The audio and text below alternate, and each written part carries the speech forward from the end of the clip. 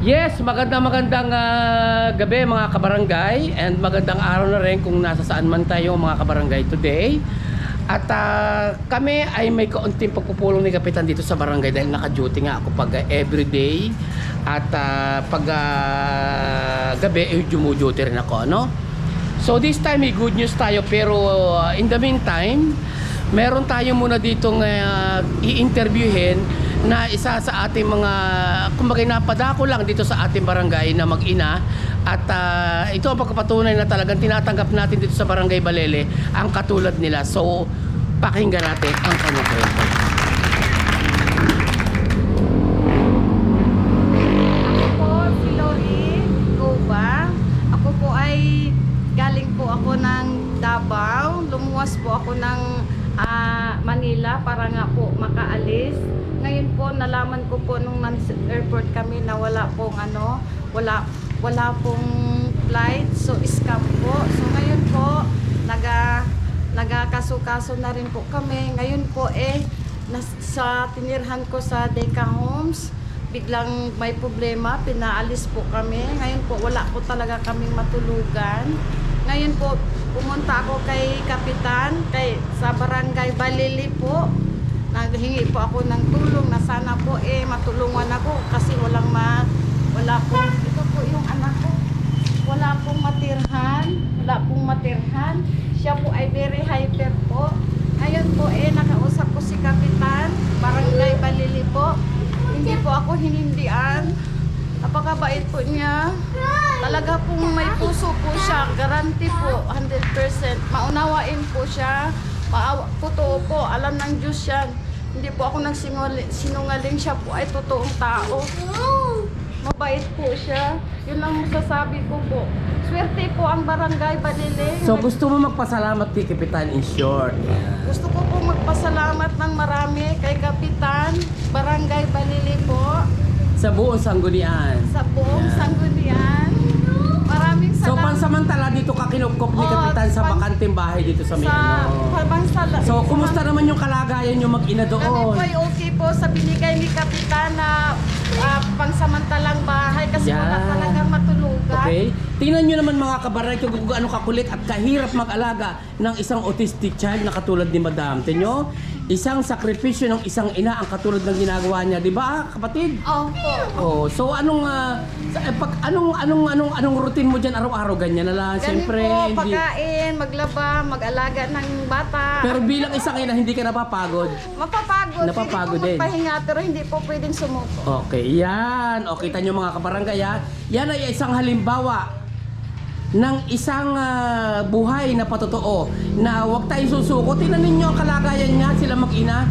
Ha? Imagine, paano siya makakapaghanap buhay ng maayos kung hindi natin tutulungan? Sino yung autistic child siyang alaga? Tapos ay hindi pa makakapagtrabaho ng ayos. Tingnan nyo, napaka-hyper ng tao.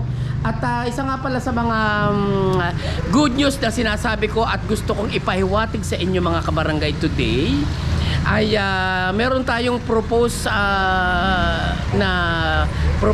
paper or iniaalok sa atin ang what we call this Department of Interior and Local Government, kung hindi ako nagkakamali, or yung Fire Department mismo ng Tanawan City, at iniaalok sa ating barangay ang pagkakaroon ng isang substation dito mismo gagawin sa Barangay Balele. Siguro naman ay napakaswerte ng ating barangay dahil magkakaroon tayo ng isang substation ng isang substation, at ito ho ang pagpapatunay na meron tayong proposal ho sa atin, at yan pinag-uusapan nga ho namin ng sanggunian at ni Kapitan nga kung siya ay papayag or yung building ay dito gaganapin, ay dito bubuuin sa Barangay Balele. At ito yung napakagandang balita sa atin, just in case nagkaroon ng isang aberya or malaking sunog or wag naman sanang ihampong dito sa ating barangay at sa mga kalapit na barangay na nasakupan ng Tanawan, ay malaking bagay ho sa atin mga kabarangay ang magkaroon ng isang substation fire department na katulad nito. So comment down below kung ano sa palagay nyo, ito ba ay makabubuti para sa lahat at sa ating mga kabarangay. At sa palagay ninyo kaya, at gusto natin hingaan ng konting paliwanag or mensahe ang ating butihing kapitan for tonight. Ayan. Welcome ang ating Kapitan Arthur Lirio. Ay, magandang gabi. Ano gang? Yung ating offer, Ha? yung offer sa atin. Tungkol sa kay ano? Oo, at saka din eh. Ano pangalan mo nga? Sige, dito muna sa mag-ina. Sabihin ko ba? Lori? Ay, si Lori ay taga Mindanao. So, nakakaawa naman na siya ay walang matirhan, napalis daw sa decaums ng kanyang kaibigan dahil na-fake yung kanyang pag-apply sa Japan. Yun ang kanyang sabi sa amin. At may dalang isang anak na napakabait. Ano, ngayon ang problema ay ang kanyang maintenance ay wala pa. Kaya ayun, umuungot pa rin kay Kapitan na pambili ng gamot. Ayun. Thank So, you, Kap. ngayon ay tutulungan naman natin ng kaunting tulong para naman sa bata, kawawa naman. And then, ang offer ko sa kanya ay bibigyan ko na lang ng pamasahe pabalik ng Mindanao. Ang gusto niya ay matapos muna yung kaso na kanilang isinampado sa illegal recruiter. So, nasa kanyang decision naman yon. Hindi ko alam kung ano ang kanyang plano. Basta sa ngayon ay kung wala namang matulugan, hindi pa samantala inihanap muna natin ang tutulugan din sa kahit sa ilalim ng stage. Maayos naman yung okay ka naman yung tinutulugan mo. Napaka-okay po. Napaka-okay po. Meron namang paliguran, may tubig naman. May tubig, may ilaw po. Oo. Lahat po. Wala And po. one thing more, Kap. Nga pala, ito nga pala. Ah, Pwede natin i-explain sa ating mga kabarangay. bili ng gamot.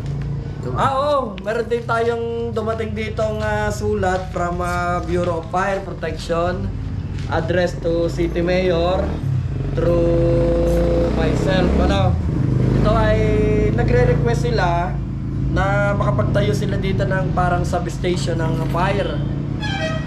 Ang ating lupa ay medyo malaki So ito magandang pagkakataon para magkaroon tayo ng nakaantabay in case na emergency. Meron tayong matatakbuhan agad na fire station para sa kung magkaroon ng sunog. Hindi lang sa ating barangay, kundi sa karating barangay din.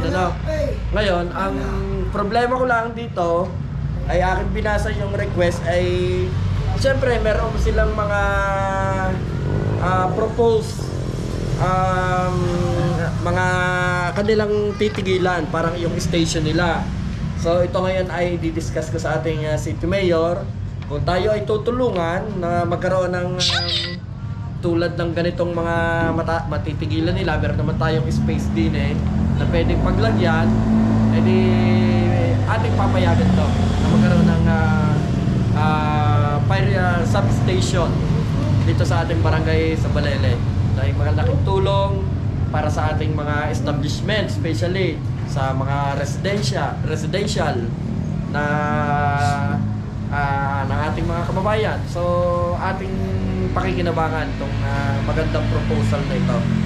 So, let's see. Tingnan natin kung pag nakausap ko ang ating City Mayor, minamahal na Mayor. Salamat po na marami at magandang gabi. Salamat, Kap. God bless po sa iyong kabaitan po, Kap. Salamat po. Kung wala po kayo, natulog na kami sa kalsada po. God bless po, Kap. Okay. So that's the latest news and that's for the good night, good vibes mga kabarangay. So thank you so much for watching and see you on my next vlog again. Bye-bye.